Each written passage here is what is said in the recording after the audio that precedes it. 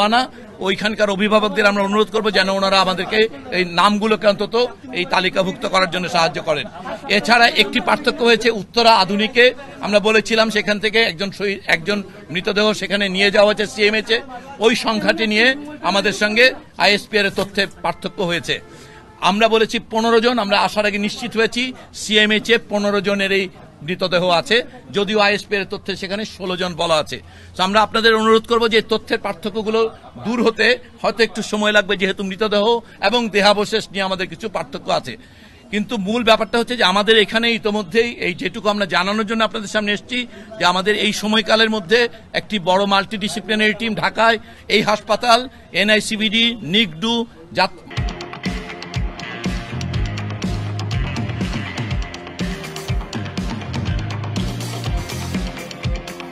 সকল বিএমইউ সহ সকল প্রতিষ্ঠানের 8টি ডিসিপ্লিনের সহ একটি টিম আমাদের এখানে, তারা সম্পূর্ণ ব্যবস্থাপনাটাকে ইভালুয়েট করেছেন এবং সেই অনুযায়ী প্রয়োজনীয় ইন্টারভেনশন এবং প্রয়োজনীয় ফ্লুইড এবং মেডিসিন ম্যানেজমেন্টে পরিবর্তন করা হয়েছে। ইতিমধ্যে আমাদের সঙ্গে এই হাসপাতালের সঙ্গে যে যাদের এমওইউ আছে সিঙ্গাপুর জেনারেল হসপিটাল, তাদের সঙ্গে যোগাযোগ করা হয়েছে হাসপাতাল থেকে, তাদেরকে কেস রিপোর্ট পাঠানো হয়েছে। ওনাদের একজন সিনিয়র কনসালটেন্ট এবং 2 জন নার্স আজকে রাতে এসে পৌঁছাবেন। আমরা আশা করি যে ওনারা আগামীকালকে থেকেই এই টিমে ওনারা জয়েন করতে পারবেন। এর পাশাপাশি অন্যান্য হাসপাতালে ভর্তি রোগীদের ক্ষেত্রে আমরা বিশেষ কোনো আপডেট নেই, কিন্তু আপনাদের জন্য এই হাসপাতালে ভর্তি রোগীদের মধ্যে আমরা ইতিমধ্যেই 2 জনকে আমরা কেবিনে শিফট করতে পেরেছি, যেটাকে আমরা একটা উন্নতি বলে মনে করি। এছাড়াও আমাদের এইচডিইউতে থাকা এই মাল্টিডিসিপ্লিনারি ইভ্যালুয়েশনে অন্তত 10 জনকে ওনারা শঙ্কামুক্ত বলে বলেছেন।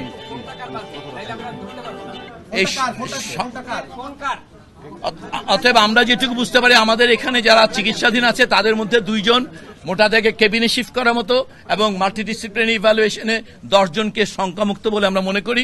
বাকি 30 জন এখন গ্রে লাইনে বা একটা অস্পষ্ট জায়গায় আছে, যার মধ্যে 10 জনকে আমরা মনে করছি এখনো শঙ্কার মধ্যে আছেন, বাকিদের মাঝামাঝি জায়গায়। সো এই হচ্ছে মোটা থেকে আমাদের অবস্থা। আমরা আশা করি যে আমাদের এখান থেকে দেশের সর্বোচ্চ সকল বিশেষজ্ঞদেরকে এটার সঙ্গে যুক্ত করা হয়েছে এবং বিশেষ করে শিশু বিশেষজ্ঞের সকল ব্রাঞ্চ এখন এই টিমের সঙ্গে যুক্ত, যেহেতু প্রধানত রোগীরা শিশু। এইখানে আপনারা এই কালকে আমরা একটু আগে যে তথ্য দিয়েছিলাম সেখানে যে 2 জন শিক্ষকের কথা একজনে বলা হয়েছিল, সেটা 2 জন শিক্ষক হবে আসলে। আরেকজন শিক্ষক আমরা পেশা নির্বাচন তখন জানা ছিল না, আমরা উল্লেখ করতে পারিনি। ওই হাসপাতালে ওই স্কুলের 2 জন শিক্ষক আসলে ইতিমধ্যেই মৃত্যুবরণ করেছেন। এই হচ্ছে আমাদের দিক থেকে আপডেট এবং সংশোধন। সংখ্যাটা আবার যদি একটু বলতেন ক্লিয়ার করে। কোন রকম এক কথায় বলতে পারি আমরা এখানে প্রায় 70 থেকে 80 ধরনের ওষুধ সরঞ্জামাদির প্রয়োজন, যেগুলো সম্পূর্ণ ইনভেন্টরি করে এখানে সংগ্রহ করা আছে এবং আগামী 72 ঘন্টার জন্য আমাদের প্রস্তুতি আছে। এরপরে যদি কালকে বিদেশি দল আসার পরে যদি কোনো ধরনের নতুন কোন ডিভাইস এবং ওনারাও কিছু যন্ত্রপাতি নিয়ে আসবেন, সো যদি কোনো কিছুর প্রয়োজন পড়ে আমরা এই ব্যাপারে একদম সরকারের স্বাস্থ্য পরিবার কল্যাণ মন্ত্রণালয় নিশ্চিত করছে যে সকল ধরনের সরঞ্জাম, ঔষধ, ফ্লুইড অথবা অন্যান্য যা প্রয়োজন সেগুলো এই হাসপাতালে ব্যবস্থা করবে। এছাড়াও আপনারা এই সংখ্যায় বারবার পিড়াপিড়ি করতে সংখ্যাতে একটু পার্থক্য হচ্ছে, তারপর আমরা বলেছি ইতিমধ্যেই যে আবারও বলতে হবে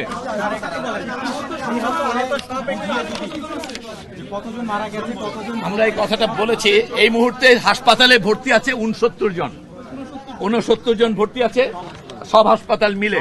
তার মধ্যে একটা চেঞ্জ হচ্ছে, সেই জন্য আমরা এই কথাগুলো বারবার যে ঢাকা মেডিকেল কলেজে 3 জন ছিলেন যারা এই হাসপাতালে এসেছেন। সিএমএইচ থেকে 3 জন পেশেন্টকে ওনারা পাঠানোর জন্য অনুমতি নিয়েছেন, অথবা ওইটাকে এখন দেখা যাবে সিএমএইচে, ওখানে 28 কিছুক্ষণ পরে ওইটা কয়েক ঘন্টা পরে চেঞ্জ হবে। অতএব এই সংখ্যাটা একেবারে স্ট্যাটিক না, আবার একজন পেশেন্ট বাসায় চলে গেছে। আমরা বলবো যে 69 এখন আছে, এটা 1 ঘন্টা পরে বা 15 মিনিট পরও 68 হতে পারে বা 70। তো এটা আমরা বলছি যে এই সংখ্যাটায় খুব বেশি পিড়াপিড়ি করার কিছু নেই, কারণ রোগী আসছে বা যাচ্ছে অথবা স্ট্যাটাস চেঞ্জ হচ্ছে। এর যে আমরা মৃত্যুবরণ সম্পর্কে যে সংখ্যাটা বলেছি সেখানে যে 2টো সংখ্যায় পার্থক্য আছে, সিএমএইচে আমাদের 15, আইএসপিআর এর বিজ্ঞপ্তিতে 16 এবং উত্তরা আধুনিকে 1। এই সংখ্যাটি বিভ্রান্তি দূর হতে আমাদের একটু সময় দেন আপনারা। আমরা এখানে আসার আগে চেষ্টা করেছি এই বিভ্রান্তি দূর করার, আমরা আশা করি কিছুক্ষণের মধ্যেই এটা দূর হয়ে যাবে। তো সংখ্যাটি এই মুহূর্তে আমরা যেটা বলেছি আমাদের দিক থেকে বললে আমরা বলবো এটা 29 এবং সেক্ষেত্রে 15 জন সিএমএইচে, 10 জন এইখানে। আমরা যেটা এর আগে যেভাবে বলেছি সেই সংখ্যাটাই থাকবে এবং তার মধ্যে আনআইডেন্টিফাইড আমাদের মতে এখন পর্যন্ত 6। সো এই হচ্ছে আমাদের দিক থেকে মৃত্যু সংখ্যা এবং হাসপাতালে ভর্তি থাকা রোগীর সংখ্যা। আপনারা যেই সংখ্যা বলছেন আরেকটা 165 জন আহত, একটু খেয়াল করা দরকার। এইখানে উত্তর আধুনিকে যে 60 জনের চিকিৎসা দেওয়া হয়েছে অথবা লুবানাতে বলা হচ্ছে 13 জনের, এই সব রোগী এটা ডুপ্লিকেশন। আপনাদের বুঝতে হবে যে সেইখানে এই মুহূর্তে 2 জন 3 জন রোগীও নেই। অতএব বাকি এখানে যে রোগীটা দেখছেন এই সংখ্যাটা ওখানে দেখা গেছে, সেজন্য এই সংখ্যাটা বেশি। অতএব ওখানে যে 60 এবং 13 যে 73 জন রোগীর সংখ্যা দেখা যাচ্ছে ওইটা মূলত ডুপ্লিকেশন প্রধানত। ওখানে হয়তো 5-7 জন রোগী হয়তো ওখানে আছে। তো অতএব এই সংখ্যার বিভ্রান্তিটা, এটা একটা ইমার্জেন্সি সিচুয়েশন ছিল, সেখানে রেকর্ড কিপিং এবং মুভমেন্টের কারণে সংখ্যাটা কিছু উঠানামা করছে। আশা করি আপনারা আমাদের দিক থেকে যে আন্তরিক চেষ্টা এবং বাচ্চাদের জন্য দোয়া, এই দুটোই আমরা বলবো। তাদের কি অবস্থা?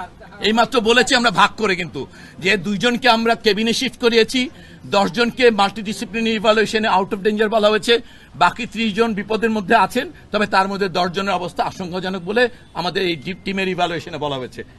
এটাই স্পষ্ট। আপনার কাছে একটু জানার, সেটা হচ্ছে যারা ইনজুরিড হয়েছে সব হাসপাতালগুলো আপনারা বলেছেন যে সরকার দায়ভার গ্রহণ করবে এবং চিকিৎসা নিবে। কোর্টে একটি ঘোষণা দিয়েছে যে যারা আহত বিদেশে নেওয়ার যদি প্রয়োজন হয় সেটা কি ব্যবস্থা করবেন? সেটা আমার সহকর্মী আপনাদেরকে বলেছেন, ইয়ে থেকে সিঙ্গাপুর থেকে ডাক্তার নার্স ওনারা আসবেন, ওনারা এসে ওনারা পরীক্ষা করে ওনারা যদি মনে করেন কাউকে পাঠাতে হবে তাহলে সেক্ষেত্রে আমরা সেই দায়িত্বটা আমাদের এই ইভালুয়েশনের উপরে এইখানে যেই সুযোগ সুবিধা আছে সেগুলো দিয়ে চিকিৎসা করা হলে সম্ভব হলে ওনারা ওখান থেকে আরো যদি প্রয়োজনে জনবল পড়ে তাদের আনবে। যদি এমন কোনো বিশেষ সুবিধা প্রয়োজন হয় যেটি আমাদের এই হাসপাতালে নেই, সেটার জন্য ওনারা পেশেন্ট শিফট করানোর সুপারিশ করলে সেটা করা হবে। ওনারা আজকে রাত্র 12টা থেকে 1টার দিকে আমরা আশা করছি ওনারা এসে পৌঁছাবেন। অতএব আমরা রাতে ওনারা ইন্সপেক্ট করতে পারেন, রিভিউ করতে পারেন, অথবা কালকে ভোরে ওনাদের রিভিউ করার পরে যদি সত্যি এমন কোনো চিকিৎসা সুবিধা থাকে যেটা আমাদের এখানে নেই এবং ওনারা মনে করছেন সেটা সেই রোগীর জন্য প্রয়োজন, সেই ক্ষেত্রে ওনারা সুপারিশ করলে অবশ্যই রোগীকে জরুরি ভিত্তিতে স্থানান্তরের ব্যবস্থা করা হবে। স্যার, আমরা সংখ্যাটা নিয়ে কেন বারবার বলছি? সংখ্যার জন্য উত্তরায় মাইলস্টোনে সাংবাদিকদের মেরেছে যে আমরা ভুল সংখ্যা দিচ্ছি, আমরা কম বলছি। স্যার, আপনি কথা শেষ করতে দিবেন? আপনারা যদি সমন্বিত একটি সংখ্যা আমাদেরকে দেন, সকাল 8টার পর এখন দুপুর 2টায় দিয়েছেন, এর মাঝে যে লম্বা সময় আমাদের কাছে সরকারি কোনো ইনফরমেশন নেই। আপনাদের একটি জনসংযোগ বিভাগ আছে, সেখান থেকে যদি আমাদেরকে প্রতি ঘন্টায় আপনারা SMS দেন, আমাদের তো বারবার এত লোকের আসার দরকার নেই, আমরা আসতে চাইও না স্যার।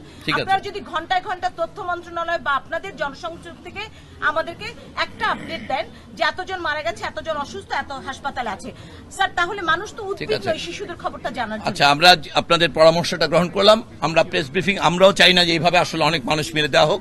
এখন থেকে প্রতি 1 ঘন্টা পরে আপনাদের কোনো একটা পার্টিকুলার গ্রুপ থাকলে সেই গ্রুপে মিনিস্টার অফ হেলথের পিআরও, আমরা জানি মিনিস্টার অফ হেলথের পিআরও থেকে 1 ঘন্টা পর পর যদি উল্লেখযোগ্য পরিবর্তন, যেমন বলছি আহতের সংখ্যা এবং নিহতের সংখ্যা, এই দুটো আপনাদের জানানো হবে।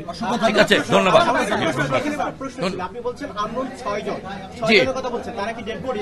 জি, একটা ব্যাপার বলেছে, এটা তো মৃতদেহ এবং এগুলো দেহাবশেষ বলছি আমরা, কিন্তু যেহেতু সম্পূর্ণ স্ট্রাকচার সেজন্য দেহাবশেষ।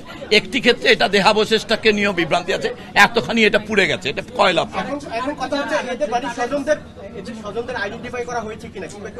আমরা বলেছি বাবা, এই কথাটা আমরা বলেছি যে তাদের স্যাম্পল রাখা হচ্ছে, ডিএনএ স্যাম্পল। তাদের এই পর্যন্ত নিখোঁজ যারা এসে দাবি করবে ডিএনএ ম্যাচ করে তাদের চিহ্নিত করা হবে। এটা একটা ক্লাসিক্যাল পদ্ধতি আছে আসলে এগুলো শনাক্ত করার, সেটা মানা হচ্ছে। এখন পর্যন্ত নিখোঁজদের দাবি আসেননি। যতদূর আমরা জেনেছি 4 জন নিখোঁজের সংবাদ আমরা জেনেছি এসছে, বা 6 জন এখনো, বাকি 2 জনের বিষয়ে আসেনি এবং 4 জনের ম্যাচ করা হয়নি। অর্থাৎ এটা ডিএনএ ম্যাচিং প্রসিডিউরটা লম্বা সময় লাগে, সেই সময়টুকু নেওয়া হবে। কিন্তু আমরা বারবার আপনাদের মাধ্যমে বলছি, দেশের মানুষ যাদের নাকি নিখোঁজ ওখানে ওই স্কুলে ছাত্রছাত্রী ছিলেন তারা, অথবা এমনকি আমরা দেখেছি অভিভাবকরাও, যে কেউ নিখোঁজ যারা আছেন তারা যদি যোগাযোগ করেন আমরা অবশ্যই এই ডিএনএ স্যাম্পলের সঙ্গে সেগুলোকে ম্যাচ করিয়ে শনাক্ত করব। এটা প্রধানত নির্ভর করবে যারা নিখোঁজ তারা এসে এই তাদের তথ্য জমা দেওয়ার উপর। এছাড়া আসলে এই 6 জনকে শনাক্ত করার আর কোনো পদ্ধতি আমাদের জানা নেই। ধন্যবাদ।